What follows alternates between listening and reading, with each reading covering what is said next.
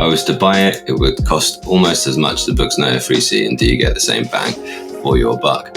Let's have a little look at that. This is the InkNote X, and they've changed the way it looks. It does now not look like a plastic Remarkable anymore. It's got that feature set, it's got the fingerprint reader. It looks maybe more like a plastic Lenovo Smart Paper. I've talked a lot about them, getting their own kind of design language, and well, they don't look so much like a Remarkable 2 anymore. They kind of look a bit like a plastic version of the Lenovo Smart Paper. Now, I don't know why they would do that, because this Lenovo Smart Paper hasn't been all that popular, because the software is not that good.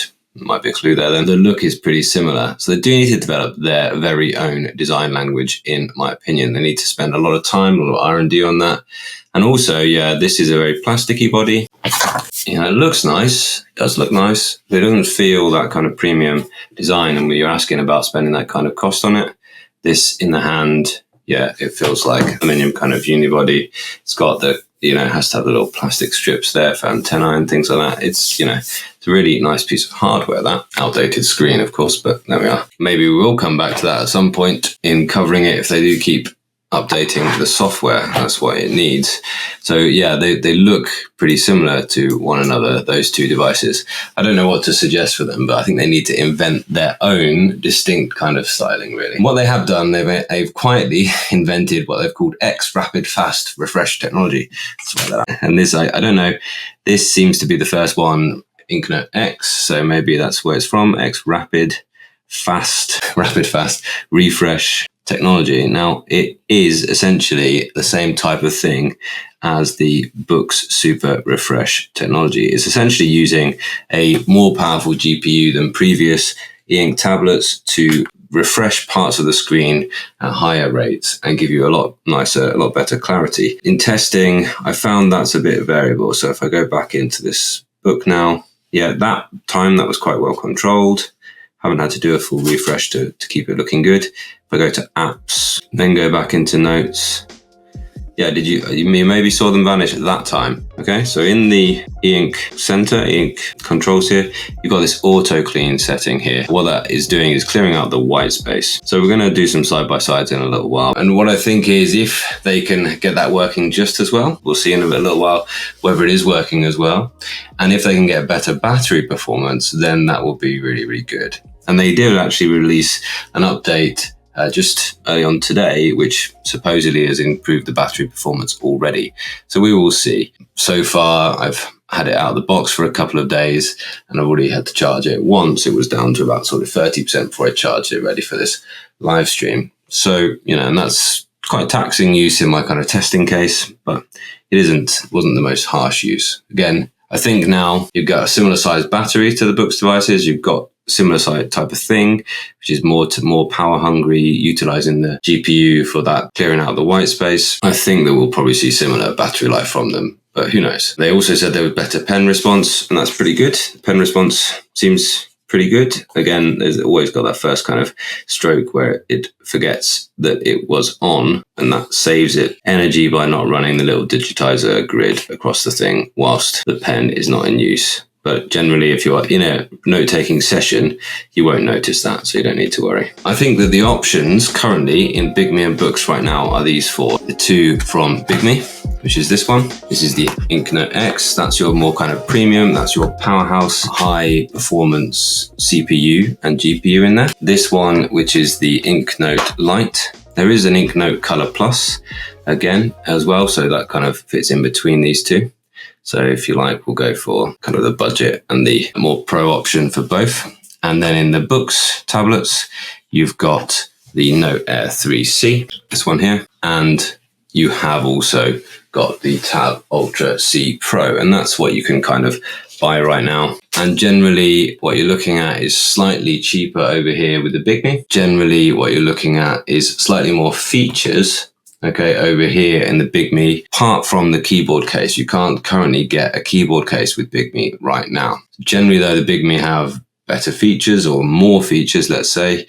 They've got the front and back cameras, and they've got the Bluetooth buttons, but there's lots and lots of similarities. they have exactly the same Kaleido-free ink screens. There are InkNotes with Kaleido 2. I think there are Boox tablets with Kaleido 2, but I think it's just the Nova C, which is quite a bit older now as well. Generally, though, the Boox devices, you're looking at a more premium build quality, aluminium bodies on both of these, and you've got a more complete software experience. There's still bugs and they keep adding things to Boox and complicating matters, but generally you're less often to get into kind of like into a wall where you're like, what's that? Why is there suddenly Chinese at me? And generally there are fewer things missing, fewer surprises with the Boox tablets there. What is different, what they do with those same screens is dependent on the processors that are in there and the graphical algorithms that they're using. So we're going to dive into those today. Firstly, I'm going to talk about the processors, and then I'm going to do a side-by-side with the screens. So let's go for the sort of cheaper options first of all. This is the Bigme InkNote Lite, and this is the Note Air 3C. And both of them have that same kind of 4 gigabytes of RAM. Both of them have fingerprint readers. Pleased to say that they work very well, both of them. Well, I seem to have managed to turn that back to standby. Usually work really well. I don't know whether this always needs a pin the first time you turn it on. It's got stage fright. There we are. After saying it's the more complete software experience, it's got stage fright today, as you can see. Amazed we might be here. Me just holding down the off button isn't a common experience, but it's happened today. The fingerprint reader normally works first time as well. It's asking me to enter the password on this one as well. There we are. So let's go and look at the processor speeds there, and hopefully this will show you that they're quite quick to wake up now in any case. So this one, yeah, back on Android 11 here, that's one thing. And the Boox tablet, let's go into Geekbench 6, has Android 12. So this is a Qualcomm chip on the Boox on the right hand side, so I'm always going to have Boox on the right hand side, Bigme on the left. It is a MediaTek MT6765 chip. So generally MediaTek tend to be the more budget options, and Qualcomm tend to be the more premium options. But come back to that because the Dimensity chips are generally trying to become a more of a premium option for MediaTek. But let's go ahead and look at the benchmarks that I have run on both of these. The CPU benchmark, there we go. The Boox scores a lot higher than the Bigme in both single and multi-core. So I would say at this point, bear in mind, the Bigme tablet is a little bit cheaper. At this point, the CPU in the Boox Note Air 3 is better than the CPU in the InkNote Lite. Now, I haven't tried the middle tablet in the Bigme InkNote range. I'm not sure if it's exactly the same. I do know that it's got more RAM. If you look to what they're compared to, both of them are falling off the bottom of the kind of scale, ordinary kind of smartphones that you might use and buy today. And then multi-core is a similar kind of story, not comparable with even some quite cheap phones, really. Generally with e-ink, that doesn't tend to matter that much. But I think the difference is going to be seen in the GPU. Now, it says no previous benchmarks here on the Bigme because, in fact, when I ran the GPU benchmark, it just failed. So it didn't even get finished. It was like for ages on that little screen, loading screen, and it just ended up failing. The GPU and the CPU is not as good on the Bigme versus the Note Air 3. So then we go on to the more powerful tablets. So the more powerful tablets from Bigme and from Boox. And I think this is possibly where the more interesting comparison is coming when we actually look at what do they do when they've got the best chips that they can put in them. Hopefully this one will show you the fingerprint reader does work. Yeah, that's fine. And once again, this one won't just freeze up on me. Yeah, it's obviously restarted. So I need to put in the passcode. There we go. They're going to talk about the screen later, so I will just spend a moment getting them kind of matched up in terms of their brightness and color temperature. Importantly, just, scanning around, moving around the thing. How is it? Is it quick? Is it snappy? Quite similar, really. So single core, actually slightly better on the Bigme InkNote X at 1045, just 1000 on the single core here, but multi-core better on the Boox tablet, but not by much again. Less than 100 difference on both, so pretty similar kind of performance. This has a Snapdragon 865, and this in it has the Dimensity 900 chip. So that is not the best that either of those companies, MediaTek or Snapdragon, produce, but they are pretty high-end chips. It's an 800 series over here from Snapdragon, Dimensity 900 over here from MediaTek. You can see they're pretty similar. If I go in single core, what they're compared to, now we're talking into some kind of recognizable comparisons here, kind of benchmarked against some recognizable things. So you're looking at Galaxy S21 FE. That's the sort of range that you're in here. And again, similar sort of range here, Galaxy S21. So not that long ago, in a reasonably high-end Snapdragon phone, multi-core at that similar sort of range, 2,500. Yeah, sort of around that sort of Galaxy. The Galaxy 21 FE is slightly better in the multi-core. That Xiaomi Poco X3 Pro is the kind of where you're at. So good quality phones, really. And most of the money you're spending on these is not going towards the computing hardware, it's going towards that e-ink screen. So the GPU comparison, 2,600 plays 2,400, but not a lot in it. But you see, I wanted to show you that because the difference between the entry level in both ranges and the kind of high performance level in both ranges, it is quite a jump up in terms of that performance on that chip. So you are spending that extra money, and that's commanding that extra sort of 100, 150 pounds for these compared to their cheaper ones. Really, what do they do with that is a good question. And James asks, is the Bigme software better now? So let's fire in and look at that. There's something in the first video on the InkNote X that I really talked about is how they're getting better with their software as well. So just to say, the MediaTek Dimensity 900 is a year younger. It's a year and a half younger, actually. It does have a higher GPU frequency, although the benchmark isn't coming out that much better. It does have a smaller transistor size. So it's actually a 6 nanometer transistor over here on the Bigme and a 7 nanometer transistor on the Boox. Not massive differences there, but the Snapdragon has the higher CPU clock speed. So the highest performance core on this is 2.8 gigahertz, and the highest on the MediaTek is 2.4 gigahertz. Better at floating point computations, which is flops. That is a really important measurement for AI calculations. So just be aware of that. If you're interested in AI use cases, although these are branded as AI notes, because they put in some kind of, AI things into their meeting notes, and they've given you a ChatGPT app. It's all still cloud AI as well. But generally, you could do better onboard AI processors here on the MediaTek. So what we're going to do next is we're going to have a look at a real world comparison, because scores don't mean much if what they do with that is not very good at all. So what I'm going to do, I'm going to keep a little score here. I'm going to put Bigme on the left and Boox on the right. And what I'm going to do is I'm going to show you 10 pages of graphic novel, and I'm going to just flick through those 10 pages, and I'm going to give a score. I also need to make sure that the two matched up in terms of screen brightness and that they're in the same e-ink mode. That's important, or the comparable e-ink mode. I'm going to show both in their HD mode, but you can just see there is an issue. It's not a technical issue, it's just the way it is. There is an issue with Kaleido free screens. Although they're quite good, watch the black and white get cleared away from the white areas. You're always left with quite a bit of ghosting in the color areas. And it's going to be interesting when we get to the real high performance processors, whether there's much of a difference there. Regal is the kind of very best mode, and that's like every time we do any change, should do a total full screen refresh. But HD is trying to constantly give you the best that it can in any given time. I'm not going to do any more customization apart from that. Here we go. So this is if you've put your tablets into HD mode. Let's give them both a refresh. Here we are. So here's round one. It's just going to be 10 pages, and each time we're going to look at which one do we think is the best looking render quality. Okay, they look pretty similar. In fact, the lights are pretty well matched up at this point as well. So first one, that one I actually think goes to the Bigme, although the color isn't quite coming through. You can see a lot more ghosting on this color here as well, although across her face isn't quite so good. I'm going to give one to the Bigme. I'm just going to go kind of with my gut here. Again, I think it's actually better controlled on the Bigme. You can see really across her face on this side. Not so good. This time I think it's probably come out a little bit better on the Boox. Certainly deeper colors better on the Boox. But you can see the color, the color areas aren't rendering quite so well. This time a bit better on the Bigme. Just double check that. I was quite surprised when I was making this actually that the Note F3 didn't go quite as well as I thought it would do when it started. That one's better with the Bigme. That one's better with the Boox. That one's better with the Bigme. That one's still downloading on the Bigme.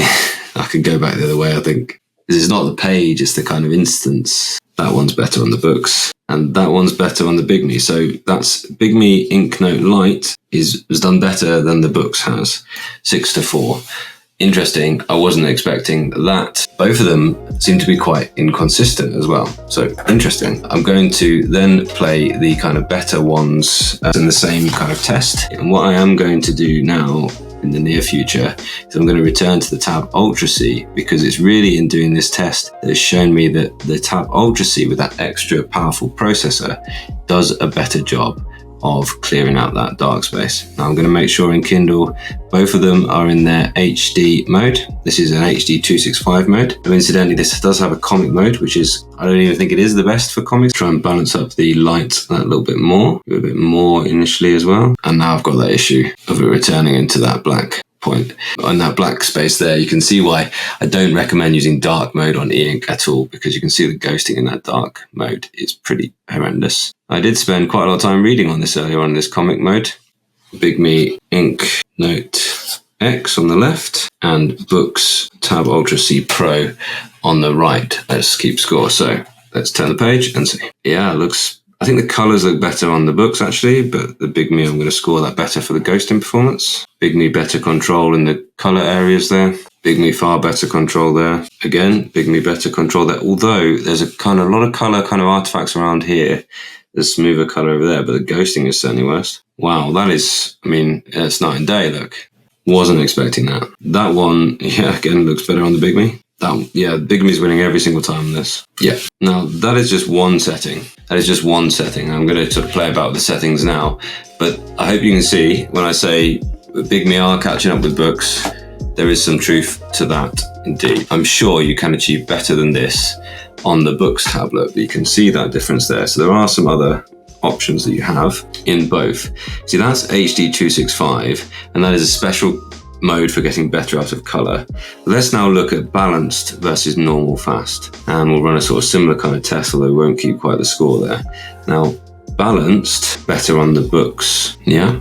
Better on the Boox. And you can go into a few more different modes as well. Like for instance, this comes with some kind of quick modes, comic mode, and this comes sort of optimized for certain key apps. That it goes on to Regal. Can you see that? The comic mode. So let's go on to Regal for both, which should be the very best kind of quality. Better on the Boox. Far better on the Boox. And I'm tempted to say that's the best yet. But you see, there is a difficulty with these kind of comparisons. This time, every time Boox has come out. Now, they both have these kind of dark point enhancements or contrast enhancements as well, and color brightness and things like that. On both of them, you can achieve something which is really like pleasant to use for graphic novels. Let's go. The video is going to put it into extreme look and ultra fast. Far better on the Boox. And did you see that clear out the white point? Do you see that now? So I would say in that first mode, when I used HD mode, that was looking better on, but that did some of that clearing out, but isn't as clear as the Boox is. Nicer color that time on the Bigme. You see in that ultra fast mode, how it is clearing out that white area. It struggles to get rid of the ghosting mode. You see, it does it, but not as nicely and not as smoothly as the Boox does. It's almost jarring when Bigme does it though. And you can see each page turn is not created equal, is it?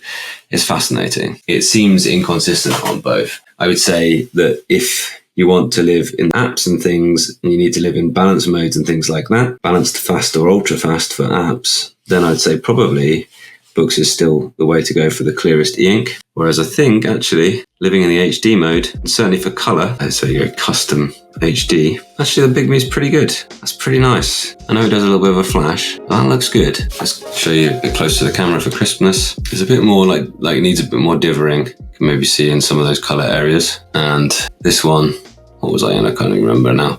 One of the fast modes, I think is mine, the balanced. Pretty much just stay in balance because it does a great job of clearing out the white space you see there. But actually ultra fast really impressed me. There's certainly not much of a difference between the different modes here on ultra fast on Boox. I mean, look at that. That's great, isn't it? Seems like, Bigme put some emphasis on the darker tones compared to Boox. Yeah, but as I say, you can go ahead and change that. So whether that's because I had the contrast higher, you can see that, well, that's changed there on the screen a little bit. Yeah, so you can choose that. You can do the same thing here on the Boox. So if you wanted the darker tones, then you could do that. It's just this dark color enhancement essentially means contrast look. And you want to do a little bit of that sometimes, look. There were times when, you know, one was a bit more washed out. If you didn't like that look, you can go ahead and change that and fine tune things. And this earlier on, I was talking about the pocketbook, and it's like, here's a screen where you don't have to do much of that fine tuning stuff, because they've tried their best to make sure that it always looks as good as it can. And it's always doing, you can't make it into a fast mode. It is a smeary mess, but they just give you the best looking screen that it can. It's a snappy refresh look, but it just gives you the best render that it can each time, and is always pretty sharp with good colors. There's just no control over that. I like the Boox better. Interesting. Bigme is the software hiccup Kelly showed. Yeah, exactly. Interesting one. So it showed that black page, and it showed it for some time. That was frustrating.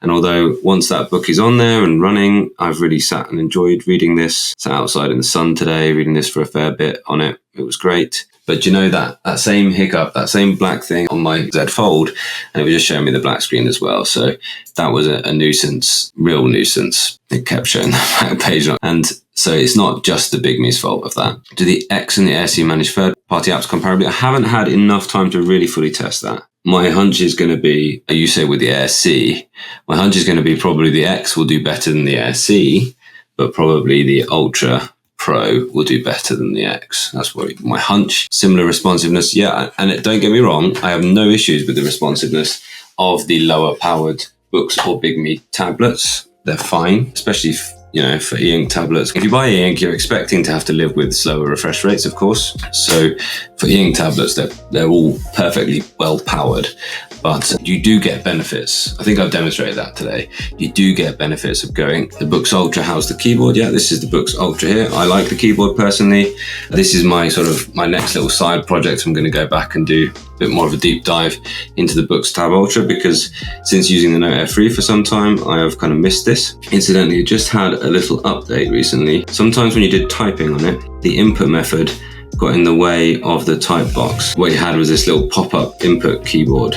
Even when you were using the full keyboard, the on-screen keyboard popped up and got in the way of the kind of the space that you were trying to type in. So it should be an improvement. Now, I haven't actually installed a YouTube on there, but generally I wouldn't recommend videos on the ink at all. Still strong on the Boox Air 3C, absolutely. Very much still strong on that, yeah.